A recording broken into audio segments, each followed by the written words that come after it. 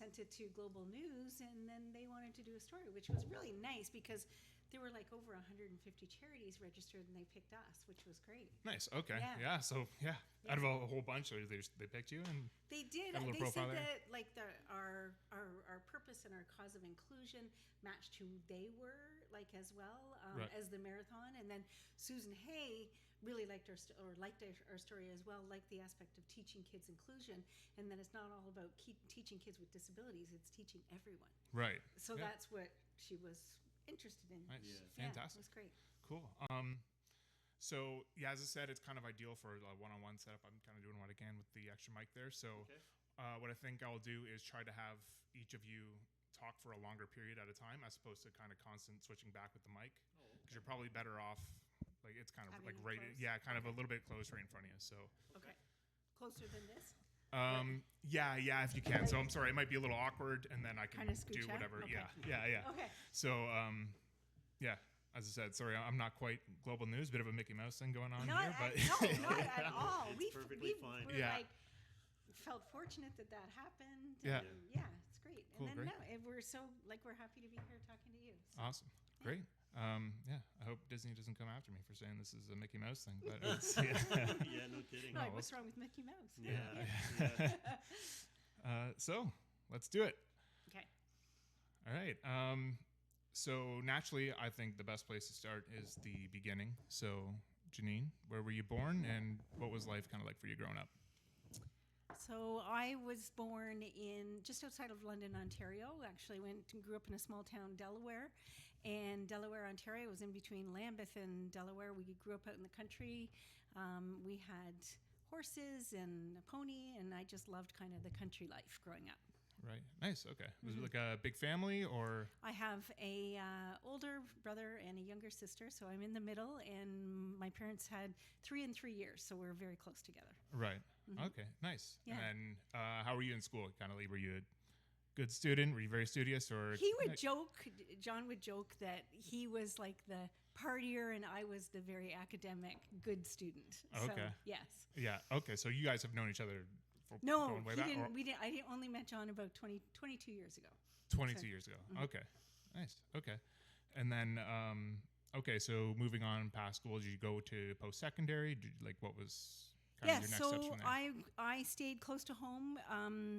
Post-secondary, I went to Western and took sociology there, and then I followed that up and went to McGill for human resources management.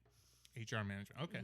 Nice. Right on. And so you pursued a career from there. I mean, obviously you're involved in something different now, but Yeah, so from there, I fell into it, and this is the type of industry that most people fall into the staffing industry. So I worked for a company for almost 22 years, and where I was responsible for the teams within the Greater Toronto Area, and then we grew to across Canada in terms of staffing and recruitment and finding jobs for people. So, and it was only last November that we were doing the I Have Resolve Foundation part-time, and then it was at that time that I had said, okay, in order to really make a difference, I need to make this my full-time job. Right. Nice. Beautiful. Always been kind of a people person then, eh? Yeah. Right. Yeah. Nice. So always kind of, connecting with people, and kind of for most of my life it was finding jobs, and now I'm kind of switching that focus to inclusion. Right. Fantastic. Nice. And so, okay, John, we'll go to you. Back to the beginning. Where were you born, and what was life like for you growing up? I was born and raised in Toronto, so I was mainly raised out in the East End, in the Scarborough end.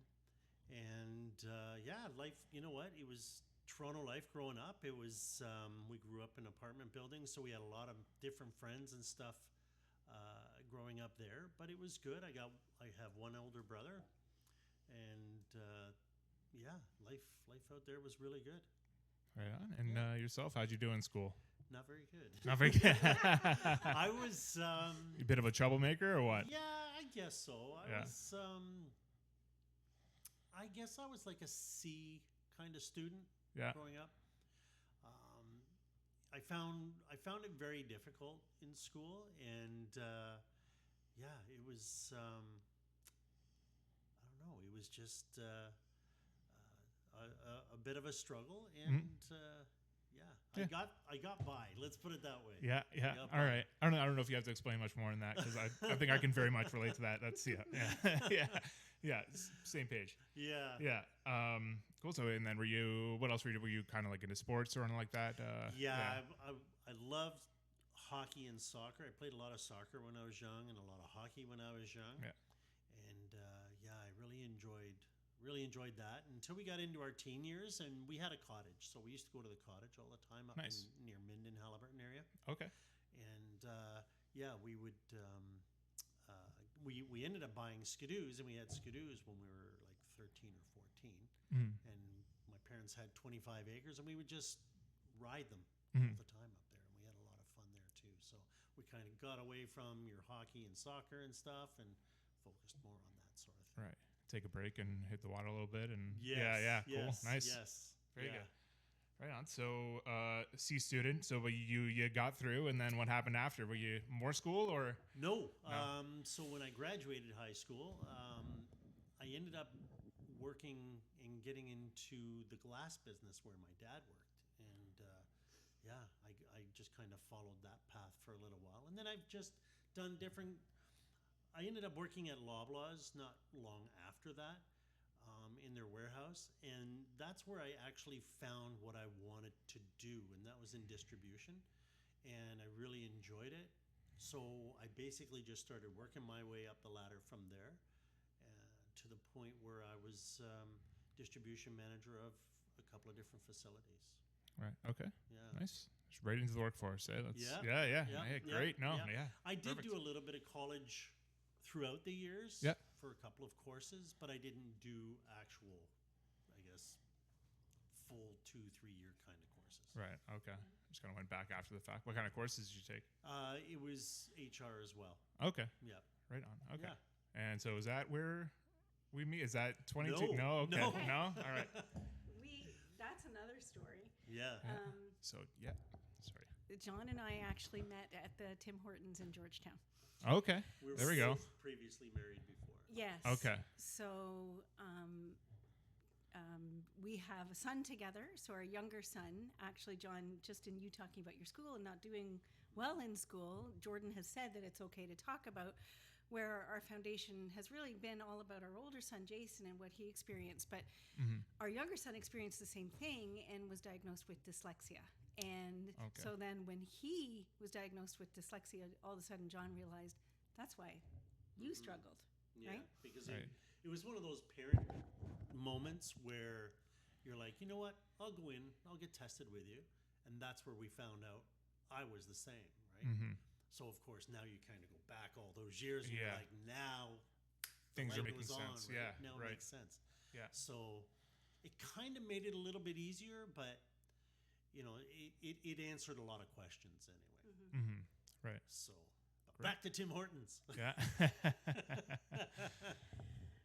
Well, Sure. Yeah. Take it away. Yeah. You guys met at a Tim Hortons, or? we met at Yeah. Tim Hortons. It was just one of those things that it was a long lineup. Georgetown tends to have long lineups for coffee. And we started to talk. We started to talk in line, and kind of we haven't Sat stopped down, talking. Finished, had our coffee there, and It was kind of pre the social media dating online. Yeah. And yeah. And then we just kind of said, "What are you doing today?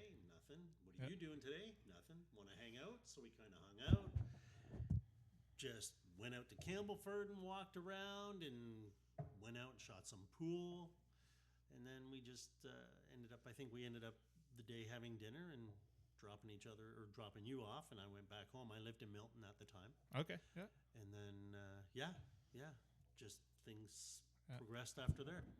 So at the time, I was a single mom with Jason, and John just kind of, the test of do I want to see this person was he would go say hi to Jason, talk to Jason, I'm going to play with Jason before he'd spend any time with me.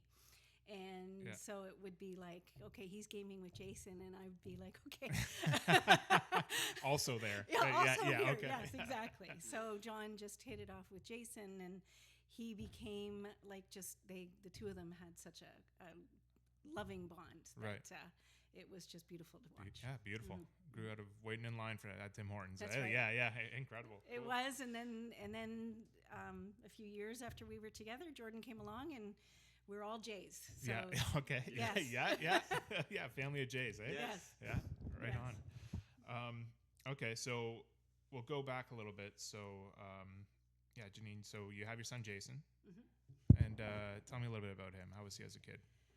So Jason, just as a very little kid, was just like full of life and so talkative and social, and just wanted to be with other kids. And he was a cutie. He was just my beautiful boy. Mm-hmm. Right, beautiful. And then, so he's growing up, and eventually you get a diagnosis. So I will never forget the day I was working mom, and I was at work, and his babysitter called me and said I just had to take the 1-year-old. We went for a walk. I just had to take the 1-year-old out of her stroller, and I had to put Jason in, and Jason was 3.5. So that kind of shook me to be like, okay, I have to stop denying that he's going to catch up, that it's just kind of something that, he falls a lot, he walks slower, and it's just kind of, everybody kind of grows and progresses at a different rate. But at that moment, I realized, okay, I need to look into what was going on with Jason. And he ended up being diagnosed very quickly. I met with a great pediatrician, and she recognized a sign in the way he was getting up from the ground, which is called Gower's gait, and it's how they use the kind of hips apart and use their hands to get up. And then they did a muscle biopsy, and he was diagnosed within a month with Duchenne muscular dystrophy, which was a shock because it was not in our family. And I didn't know what muscular dystrophy was. And upon doing research, it was that, sometimes it can be hereditary and sometimes it can just happen. And in our case, it just happened. Right. Yeah. Yikes. So can be genetic or not, 70% of the cases it is genetic, and 30% it's called spontaneous mutation at conception. Okay. Right. And we fell into that. Mm-hmm. Okay. So as you kind of alluded to and mentioned a couple of times, so you do run a foundation today called I Have Resolve. So tell me a little bit about that and kind of how Jason ties into that. Sure, absolutely. So just kind of as Jason was growing up, and as he lost his physical strength, and he stopped walking at the age of 12, went into a wheelchair, or we started him out in a scooter, and then he transitioned into a wheelchair as he lost upper body strength. And it kind of began that he lost his leg strength, then he lost his arm strength, and then the disease really affected his internal organs. And we ended up losing Jason at 20 years old because his heart gave out. And when we lost Jason, after about a year and a bit, we had said, we want to do something just for the such love that we have for Jason and continue to have for Jason. And we wanted to do something to make a difference, but we wanted to make it about who he was and not about what he suffered from. And for us, that meant social inclusion and kind of really trying to combat social isolation, because what we saw as Jason grew and as his physical disability really took hold was that he became more and more into himself, and people stopped talking to him. And then if we went to the mall, if we went anywhere, there were often stares, and not in a mean way, but that he stood out as different. And it's that standing out as different, or really for anyone for whatever, we all have something, and it's really kind of stepping up, teaching kids how to be a friend. It's often not knowing what to say, so they don't say anything. And that's where we felt that we could make a difference by starting this charity and really focusing on inclusion for persons with disabilities. And for us, we registered our charity with CRA like kind of twofold. It was number one, the education side, and the education side in terms of teaching everyone about reaching out, about inclusion, about being a friend, and not being afraid to ask questions. And then the secondary side was offering opportunities for persons with individuals with disabilities, so that we've done fundraising in Georgetown for a service dog, for social connections, for meet and greets, for wheelchair swing, and a number of other opportunities, that even transportation to get somewhere, gift cards in terms of going to the movies, something to allow people to participate in the community just like everyone else. Right. Well, that's amazing. Beautiful. Thank you. Okay.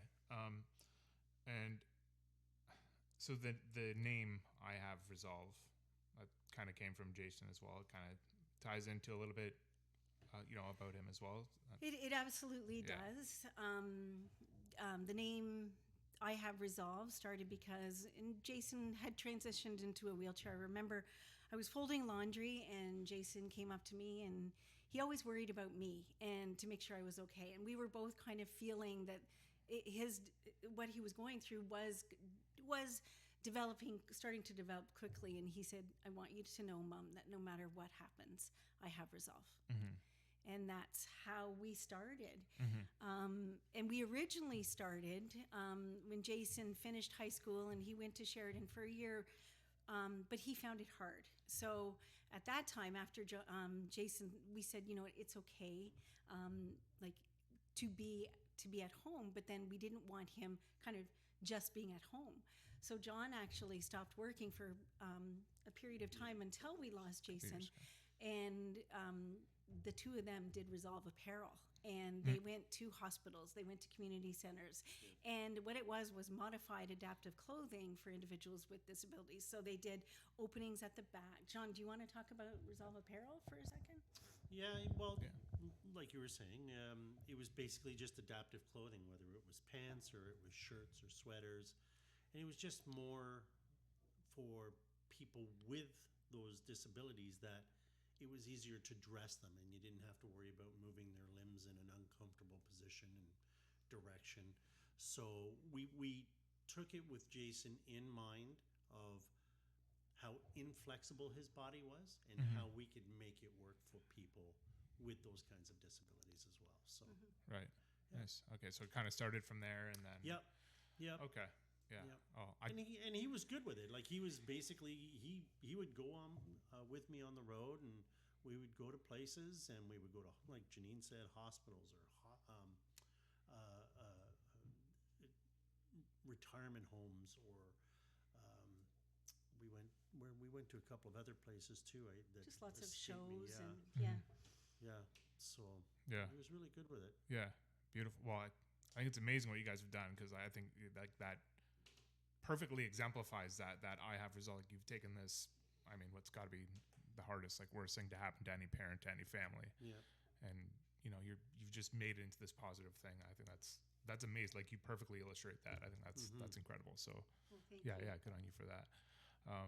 So when did you guys actually go through CRA process, actually get the charity up and running? And So we incorporated I Have Resolve Foundation because we went into it with such low level of knowledge that we went into it and we registered or incorporated ourselves as a charity within Ontario. And then we learned that, okay, that was just step one, because it was a federal to get your CRA. So 2018, we did, September 2018, we did the incorporation. And then it was 2020 By that the time we got all the paperwork and everything for back. federal CRA. Yeah. So it was, and then the pandemic hit that CRA wasn't fast because everybody was working from home. So it was just a process, and but we were so happy when it all came through. And Right. a little bit of, it's all a lot of paperwork because it was a government process and they had questions, and because there was a period of time between provincial and federal, I had all these extra ideas, and they said your federal doesn't match your provincial, and then I'm like, It was It's the whole tough. thing. It was- Yeah. It was tough. it yeah. was, yes. Government doesn't make anything easy. So do then, they? No, so then never. we figured it out. No. Yeah. All right. You got there. Yeah. You had some resolve, and you We you figured did, it out. we Right. did. Okay. Great. Yeah. Just thinking that's. I don't think it comes from a bad place, but I think that's so true that sometimes you notice someone with a disability or something like that, and you're just. It's not a mean thing, or just whatever, but you just don't know exactly the best way to include them, or you Yeah. don't want to make a scene or whatever it is, right? Like, and I don't think it comes from a bad place at all, but it's And I think that's one of the things that we found too was, especially with him at the time being a teenager, that's got to be the hardest time yeah. for any child. Yeah. Being a teenager is tough for Yeah. anybody, right? They've Already, got the like, peer it's- pressure, yeah. right, of being in their group and fitting in, and God forbid you step out of that. Mhm. There's very few people that have, I guess, I don't know if this is the right way to put it, the inner strength or the courage to step out of that Sure. and still approach that person that's by themselves. Mhm. And this is really what we're focusing on, is be that person, Right. right? Because this other person with whatever, whether regardless if it's a disability or they're being shunned from a group, whatever the case may be that person and bring that person in, Yeah. right? We're all different in different ways, Right. right? Because ultimately, actually, John, what you're talking about is it's not all just disability. It is about if you are isolated, and if you, even the elderly, like people who are alone and people who don't have connection, is really where we're kind of saying this is where we can all work together to make a difference. Mhm. Because there's so many people who do feel alone, and it's like, okay, we can step up and change that as a Right. community. Yeah. Right? 100%. Yeah. And I think it starts with a conversation like this, right? Just Yeah. Yeah. Yeah. No, that's huge. Just kind of trying to get it out there, right? And, Yeah. Yeah. Yeah. And so, I, like, with Jason, I remember always being so nervous or worried that he was by himself, because I saw that he became quiet and he became somebody who didn't talk. So somebody had to actually work hard to pull Jason out by the time he was a teenager. And every time he'd come home from school, I'd say, who did you eat with? Who did you sit with? Who did you do this? And then he was almost shut down when I asked those questions, because his answer was no one. Mhm. And no one, just, it hurt me, but it hurt him more. And Mm-hmm. he ended up saying to me, Mom, can you not ask that anymore? And can you and John just be my friends? Mhm. And that's where part of that conversation just sticks with me, to be Yeah. like, okay, this is why we're doing the I Have Resolve Foundation, Yeah. right? Yeah, Mhm. and we have the school awards too, right? That we've done here, In town, Pretty, yeah. pretty much in town, but we've gone outside of town as well, where they recognize students that Mhm. go beyond the call and go beyond the main scope and reach out. Right. And it's amazing, just amazing to see some of the letters we get back because of the scholarship they get going. They really appreciate Right. being recognized for just what they do, just Right. as a day-to-day thing, right? Where they Mhm. don't think about it, and that's where we are hoping to get people, is just not to think about it, just Mhm. make it your everyday, Right. right? Yeah. Yeah. So, That's fantastic. Yeah. Beautiful. So, what else are you doing within the schools, or like to, I don't know, try to move this forward, or what else could other people do who, I don't know, they might listen to this, or but what can they do on the day-to-day to help feel someone a little bit more included? that's a great question, actually, because we are those kind of people. We don't think about it. We Mhm. just talk to people, Mhm. right? So I think for us, I think that's the key, is to just don't think about it and just converse with people and just kind of bring them in, Mm-hmm. It, you know? it's you're saying something similar to that I was just thinking with that Yeah. question. It's that, don't be afraid of making mistakes. So many people don't say anything because they don't Yeah. want to make a mistake, and mistakes don't matter. Right. Yeah. Right. Yeah. We all make them. We'll move on. And I think Yeah. people You are a lot gotta more learn. forgiving than you think as well, right? Yeah. Like, yeah. Yeah, and I think that's a big thing, that people don't want to say the wrong thing, Mhm. or they don't want to ask questions, where, you know what, a lot of people with disabilities are more than okay to discuss their disability so people learn, Mhm. right? or discuss and answer questions that people are going to have. Right. You know, and I think it's a great learning tool for all of us too. It gives us all a better understanding of what's going on. Mm-hmm.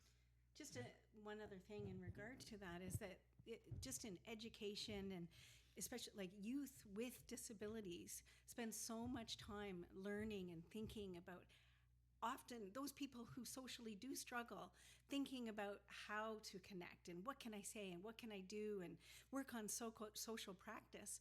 And if we can bring that to the 80%, to think about it's their job to try to work on interacting with the people with disabilities as well, or who socially struggle, then if it becomes the job of the 80% and not as much on the job of the 20%, then you'll see a lot more engagement happen. And I think friendship will just happen naturally. Right. Yeah. And, Is it, everyone and doing I it think together? I think it's one of those things that kind of, we keep going back to what Jason went through. And, you know, they like to see movies too. They like to go and hang out at the park or wherever. Of course. Go to hockey games, basketball games. They all, or even just video games for that matter, right? And I think that's the direction we're trying to constantly go, and get people to understand that, you know, they have loves of life as well, and Right. things they enjoy to do. Include them. There's nothing stopping anybody from including people with disabilities. Right. It's just so apparent everywhere that essentially we're in an epidemic of loneliness right now. Coming out of the pandemic, or people COVID being definitely alone. didn't help anybody. No. Everybody No. is just kind of Yeah. socially withdrawn, it seems like. It's Yeah. very different than 5-6 years ago, right? Yeah. Yeah. And there's so many changes, disability or not a disability, that we can all do to help each other. Yeah. Right. Right. Amazing. Okay. So just reiterate a couple of the programs that, you know, you're putting the funds towards that you think are kind of helping out the most. Like, kind of, what do you have as like the backbone of your foundation, you would say? I don't know if that question makes sense. But No, for sure. So I would think definitely we want people to reach out to us. We're always working on fundraising in order to offer our support to educational programs. We sponsored a camp this past summer. We do attend workshops. We'll talk in schools. But additionally, it's like we do want to help people within the community in terms of getting out and participating. And that has been funding an adaptive bike for somebody who might need that support if it's a physical disability. We've also funded therapy, horseback riding. We've also funded social programs where just getting people out and having a social event. It's pizza, it's bingo, it's whatever it may be, as well as like those larger items that we've talked about. If it's an assistive device, we're here for that. It's so all encompassing because it's really social inclusion. So if it's anything that somebody has a thought of, you know what, I need some support, please reach out, because we want to be here, and that's why we are fundraising. Just in terms of that goes, how that goes. Oh, sorry, I was just going to say making meaningful connections. So just on the practice side of that social practice, we've funded those programs as well. 4-week programs of social practice for somebody who is wanting to develop a few more basic skills in terms of socialization. Nice. Okay. Yeah. Again, post-pandemic, I think everyone could use a little bit of Yeah, that, right? exactly. It seems like, Yeah, right? exactly. Yeah. Absolutely. No, that's fantastic. And so as far as running everything with the foundation, so is it, you got a big team with you? Or is it just kind of the two of you? Is Jordan helping out, or? Jordan's in school. He's Yeah. in college right now, so he doesn't have a lot of time. Okay. Being a college student, Yeah. he's got his own things going Sure. on. Yeah. He's got to have his own life, right? Yeah. got yeah. his own yeah. life. Sure. Well, But he Jordan's does. been voluntold so many Yeah. times. Yeah. He does. You know, Yeah. there's times where, you know, it kind of fits in with his schedule too, where he's more than happy to jump in there and give us a hand, or attend something to help us out. Mhm. Yeah. But besides Jordan, I have to say, like, just talking about the community and the friendships that we have, and the fact that we are so volunteer run. We have a 10-person board, but we also have so many people who've stepped up. Whether we know them, whether we don't know them, we've had people reach out to our website, hey, I like what you guys are doing, and can I volunteer? So post-pandemic, we're starting to run some external events, and we are always interested in volunteers, and all the help. We run a donut campaign in February, and we run around donuts around the community within Georgetown and Acton, and Calories for a cause. Calories for, we named it. Okay, cool. Yeah, nice. All right. So we do that in February, and then in May we have our roses. So we did develop a rose that we've had, and it was through a wonderful friendship in Georgetown, that just in first losing Jason, that they just really wanted to help us in our grief, and brought a picture of a rose, and we were like, oh, thank you very much, it's a picture. But no, it was like they had contacted a rose grower out in BC, and they had created this rose, and then so we've purchased it. We bought the rights. It's been registered with the American Rose Association, and it's been named Jason's Resolve. Yeah. So then it was brought to Ontario, is acclimated to Ontario in Niagara-on-the-Lake in Niagara. And we're so excited. We've been working with Palatine Fruit and Roses for years, and they contacted us, and next spring is going to be our last year with them, where they've grown over 200 roses a year that we've sold for fundraising. And we have now been transferred over to a wholesaler. So our rose, Jason's Resolve, our whole message of inclusion is going to be, they gave us examples that they're in Walmart, they're in Canadian Tire, they're in all the big nurseries. It's going to be in Canada and US, and they want to grow Jason's Resolve to over 1,000 roses a year. So we just are so excited about that. And just the fact that it's a beautiful rose, but the message and the purpose, because they said, we're driving your message home, and we're going to put this on the tags, which is great. Well, that's awesome. Yeah, so awesome seeing them all involved in that too, and just kind of helping that grow. Yeah, fantastic. So that's right JC Baker in Niagara as well, who's doing that for us. Very cool. Right on. And Jason's got his own little flower, eh? He just does. Spreading like wildfire. That's the one that's on your coffee there. Yeah. Okay. Yeah. Yeah. Yes, so yeah, that's actually, you have a couple of coffees here as well that you sell on your website. Yep. Yeah. So what do you have here? You have Jason's Blend and what's this one? Inclusion kindness. Inclusion Infusion. Inclusion Infusion. Okay. Right. Beautiful. Okay. And So the Jason's Blend is our bold blend, and the Inclusion Infusion is the medium. And we have bean and as well as ground. And we've just created this coffee. It's a company actually out in Lethbridge, and they're called Cuppers Coffee and Tea. And they created this coffee blend specifically for us. So nobody else has these flavors but us. And we've been dealing with them 3 years now, I think, 4 years. Yep. And we just... So we've done the coffee, and then what's become even larger for us are the candle sales that we're doing. And the candle sales, it's really all messages of inclusion and so many different scents that we sell. And all of our proceeds go back into what we're working to do in terms of providing support and opportunity.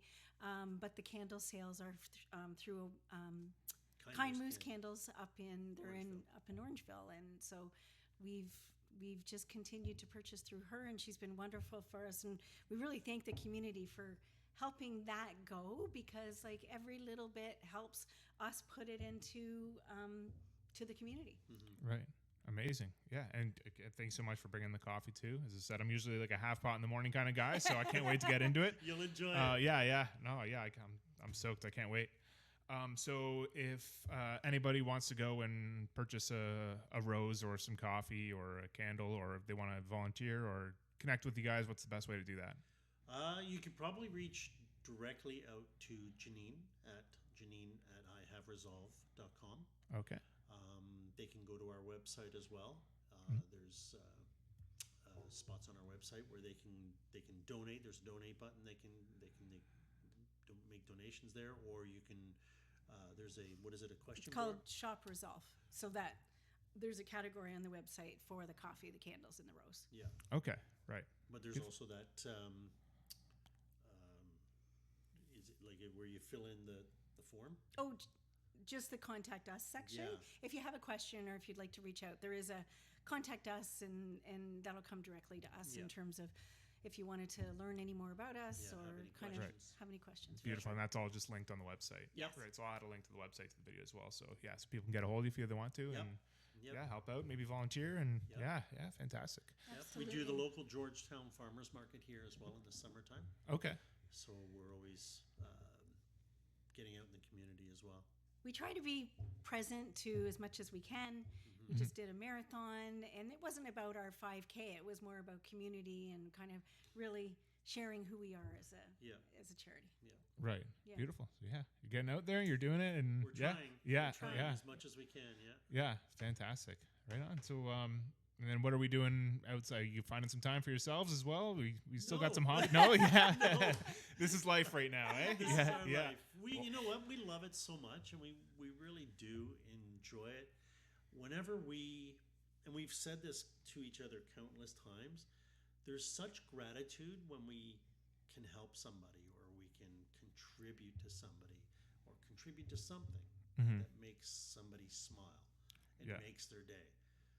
When that happens for us, that's all we talk about all the way home and for the rest of the day is how good it made us feel. Right. I've said so many times that doing the I Have Resolve Foundation and being able to take a look at giving forward, and me being able to say Jason's name out loud, it's healing. And it is, we are grateful that we can do this because we can talk about Jason, we can talk about who he was and his experience, and that matters. And if we can make a difference for another child or an adult or whoever it may be, who may be kind of feeling similar but different type of situation, that makes us happy. Right. Yeah. Amazing. Yeah. And as I said, that kind of perfectly exemplifies it. Well, like, it can't be easy, trying to share reliving his story all the time, but I think you're making the best of it, and that's incredible. So I mean, kudos to both of you then. I think it's very beautiful what you guys are doing, and I think you're doing right by Jason, and I know he's proud of what you guys are doing for sure. That's that's amazing. Beautiful. Final thoughts. We close out. Is there anything, just one thing you'd like to say to anybody who's listening at all? Go ahead. Well, honestly, thank you for giving us the opportunity to share our story. And I think sometimes we put out such little short snippets on social media that it's nice to tell our whole story and who we are and who Jason was. Like I said, it's just so wonderful to talk about him. And that it makes a difference for us and going forward. That's awesome. Well, I hope we were able to do that and kind of let it breathe a little bit and kind of get your word out there. Great. So I don't have the same reach as Global News, as I said, but I mean, hopefully a couple years might listen to this, and we'll get your story out there. Fun. Yeah. Okay. Awesome. Yeah. Thank you guys so much for doing it. Yeah. Well, thank you. Thank you for having us. Cool. Yeah. That was great. Wonderful. That's it.